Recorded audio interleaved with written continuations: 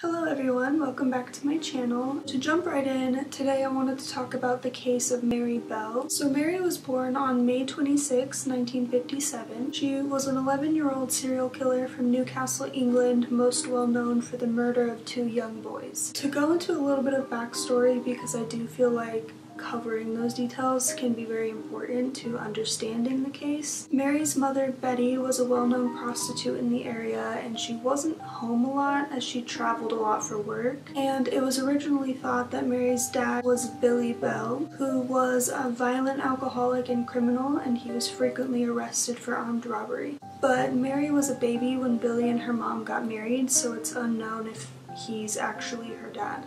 Mary was an unwanted and neglected child, according to her aunt. After Betty gave birth, she was telling the hospital to, quote, "take that thing away from me," and she frequently tried to pawn Mary off onto other people. Mary suffered a lot of injuries and trauma when she was left alone with her mom, so it's debated as to whether her mom was just neglectful or if she was actually trying to harm her child. On one occasion in 1960, Betty actually dropped Mary from a first-floor window. On another occasion, she gave Mary a bunch of sleeping pills. It's also said that she once tried to sell Mary to an unstable woman who wasn't able to have children of her own. This resulted in her older sister Catherine having to travel alone to go and reclaim Mary and bring her back to her mom's house. Mary exhibited a lot of signs of disturbed behavior as a child. She was caught trying to strangle classmates and peers on multiple occasions. It's said that she would flip like a switch when she would get angry, and she would just become very unstable and unpredictable. On one occasion, she attacked a girl at school, and while strangling her, she tried to stuff sand down her throat to try and suffocate her. Norma pinned us down, and Mary had grabbed us by the neck and started like strangling us. And then she had her hand here, and she was getting the sand and then pouring it in my mouth, and it couldn't go in quick enough, and she tried to stuff her fingers down, basically, to get it further down.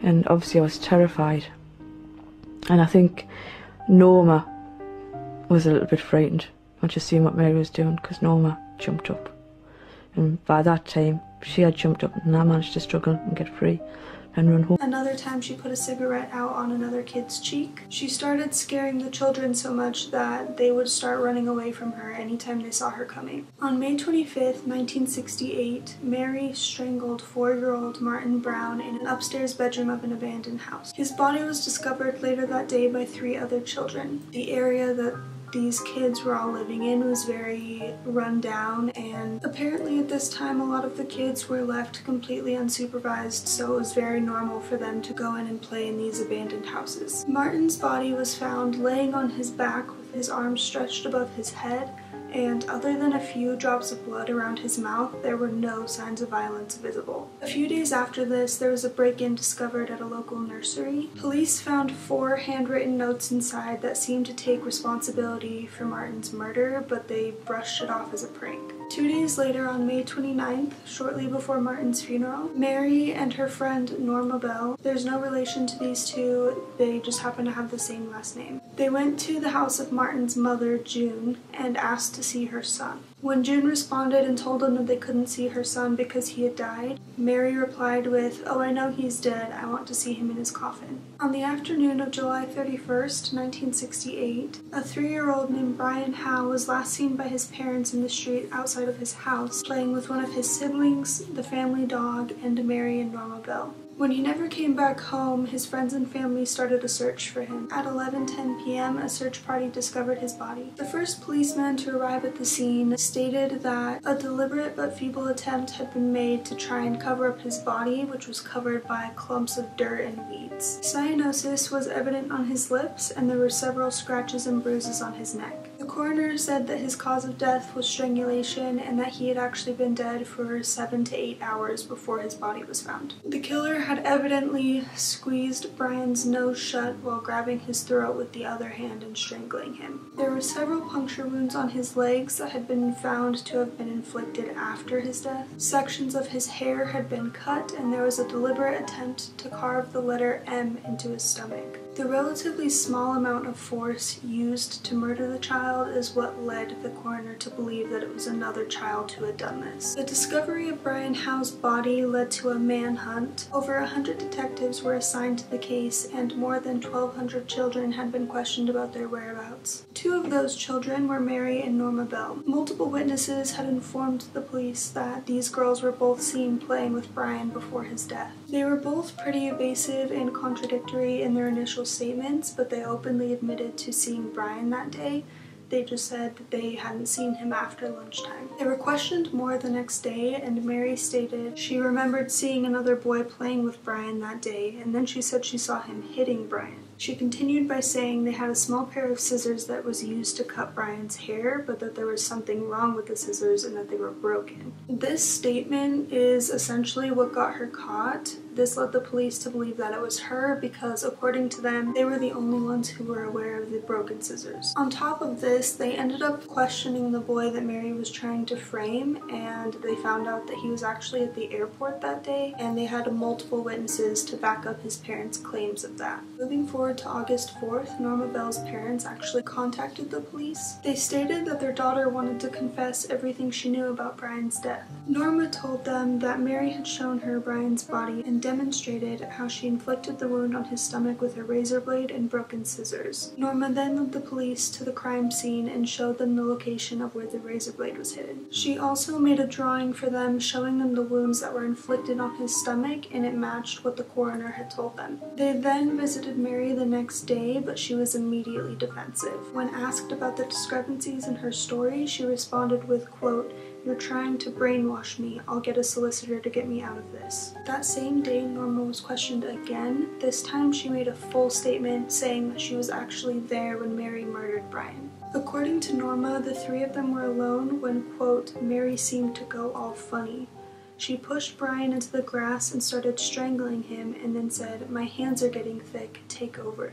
Norma immediately ran from the scene, leaving Mary and Brian alone. On August 7th, 1968, both girls were formally charged with the murder of Brian Howe. Mary's response was, "That's all right by me," but Norma immediately bursted into tears and said, "I'll pay you back for this." Mary later prepared a written statement saying that she was present when Brian Howe was murdered, but she insisted that it was Norma who did it. She also admitted to breaking into the nursery the day after Martin Brown's murder and writing the notes with the assistance of Norma. During the trial, both girls pleaded not guilty to the murder charges, and right off the bat, the judge waived their rights to anonymity, which meant that the press could release their names, ages, and photographs. The trial only lasted 9 days, but on December 17th, Norma was acquitted of all charges, and Mary was convicted with manslaughter on the grounds of diminished responsibility. And the court-appointed psychiatrist did say that Mary was showing all the classic signs of a psychopath. The judge stated that Mary was a dangerous individual who posed a very grave risk to other children, and that steps must be taken to protect the public from her. She was sentenced for an undetermined amount of time. She was initially sent to Red Bank Secure Unit, which is an institution for young offenders. She was the only female out of 20 inmates, and she claimed that 1 staff member and multiple other inmates had sexually abused her. She was then transferred to Moore Court, which is an open prison. This is a completely new concept to me. I'm not sure if it's just not something we have in the US or if I'm just uneducated. But basically, the prisoners are just trusted to serve their time. There's minimal supervision, they don't really get locked up, they can come and go as they please. They can even leave, like if they get jobs and want to go work, they're just trusted that they'll come back. So obviously, Mary escaped. She escaped with another inmate named Annette Priest. They spent several days in the company of 2 grown men, and even went to amusement parks with them. Mary ended up getting arrested at the home of one of these men, and Annette was arrested a few days later. Mary's punishment for this was that she lost her prison privileges for 28 days. Mary was finally released in May of 1980 when she was about 23,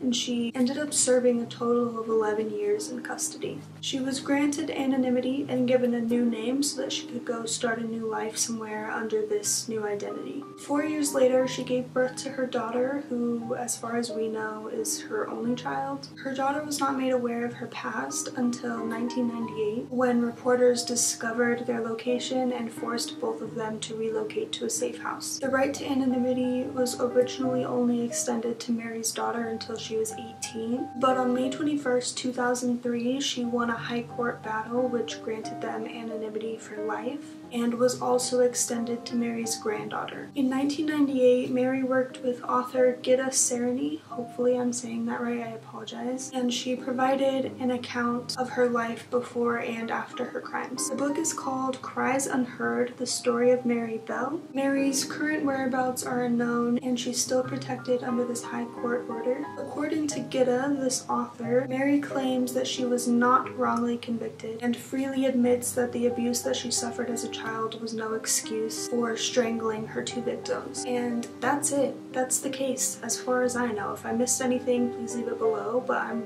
genuinely curious as to what you think. Considering she was so young, her life was hard.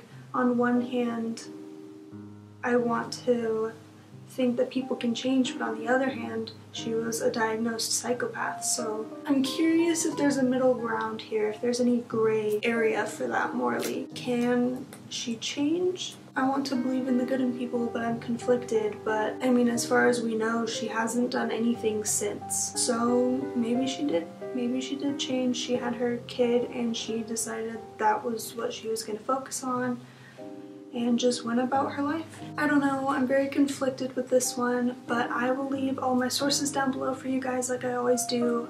One of them is actually a documentary that I found on YouTube if you're curious to maybe see this case in a little bit more detail. And that's it. I will see you next week. Bye guys.